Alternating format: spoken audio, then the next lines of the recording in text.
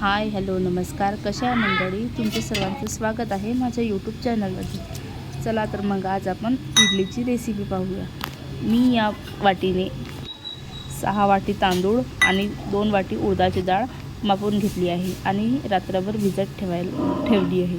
रात्रभर भिजल्यानंतर स्वच्छ पाण्याने धुवून घेतली आणि मग चला तर मिक्सरमध्ये आपण त्याला बारीक वाटून घेऊया.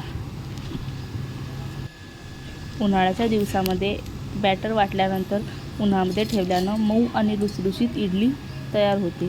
हे बघा, अशा प्रकारे दोन्ही मिक्स करून मी वाटून घेत आहे.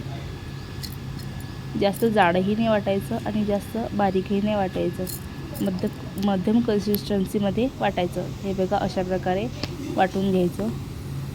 चला तर मग मी आता पूर्ण इडलीचं वाटून घेते आणि नंतर भेटते मग तुम्हाला.